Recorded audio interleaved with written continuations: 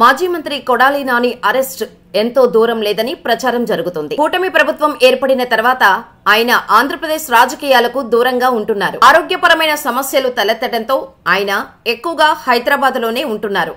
ఇటీవల కొడాలి నానికి గుండెకు సంబంధించిన సర్జరీ జరిగింది. ఇప్పటికీ ఆయన పూర్తిగా కోలుకోలేదని కుటుంబ సభ్యులు చెబుతున్నారు. బయటకు వచ్చినప్పుడు పోలీస్ స్టేషన్ కు సంతకాలు పెట్టేందుకు వచ్చినప్పుడు కూడా ఆయన బెల్ట్ తో వస్తున్న ఫోటోలను కూడా సోషల్ మీడియాలో వైరల్ గా మారాయి. పార్టీ అధికారం కోల్పోవడంతో పాటు గుడివాడ నియోజకవర్గంలో తొలిసారి ఓటమి పాలై కొడాలి నాని నియోజకవర్గానికి కూడా దూరంగా ఉంటున్నారు. గుడివాడలో గెలుపునకు తనకు తిరుగులేదనుకున్న కొడాలి నానికి మొన్నటి ఎన్నికల్లో తొలిసారి ఓటమి ఎదురైంది. పార్టీలు మారిన గుడివాడ ప్రజలు కొడాలి నానిని ఆదరించారు. కానీ మొన్నటి ఎన్నికల్లో మాత్రం ఆయనకు భారీ ఎదురు దెబ్బ తగిలింది. నిజానికి ఆ ఓటమిని కొడాలి నాని ఊహించలేదు. గుడివాడ ప్రజలు తనను వదులుకోరని కొడాలి నాని పూర్తి విశ్వాసంతో ఉన్నారు. కానీ అది అతి విశ్వాసం అన్నది తేలిపోయింది. అయితే అధికారంలో ఉన్న 5 ఏళ్ల పాటు ఇటు అసెంబ్లీ సమావేశాల్లోనూ అటు మీడియా సమావేశాల్లోనూ టీవీ ఇంటర్వ్యూలలోనూ కొడాలి నాని చేసిన వ్యాఖ్యలను తెలుగుదేశం పార్టీ నేతలు మర్చిపోలేకపోతున్నారు. ఆయనను అరెస్ట్ చేయాల్సిందేనంటూ టీడీపీ సోషల్ మీడియాలో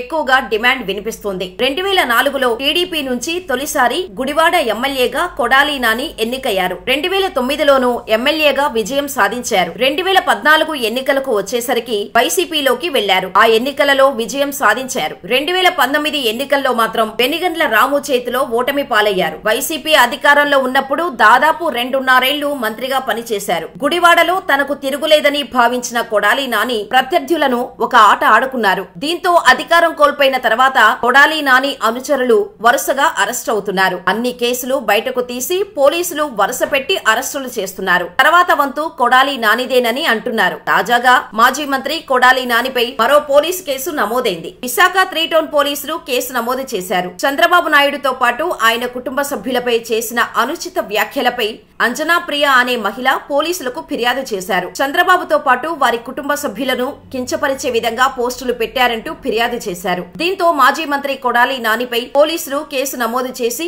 గుడివాడలోని ఆయన ఇంటికి వెళ్లి 41 సిఆర్పిసి సెక్షన్ కింద నోటీసులు జారీ చేశారు. విచారణకు నోటీసులు అందజేసినట్టు తెలిసింది. ఈ కేసులో కొడాలి నానిని అరెస్ట్ చేసే అవకాశం ఎక్కువగా ఉందని కృష్ణా జిల్లాలో పెద్ద ఎత్తున ప్రచారం జరుగుతుంది. ఇప్పటికీ వైసీపీ కీలక నేతలంతా జైలు పాలయ్యారు. ఇప్పుడు మాజీ మంత్రి కొడాలి నాని వంతు వచ్చింది. మరి ఎలాంటి పరిణామాలు చోటు చేసుకుంటాయో చూడాలి.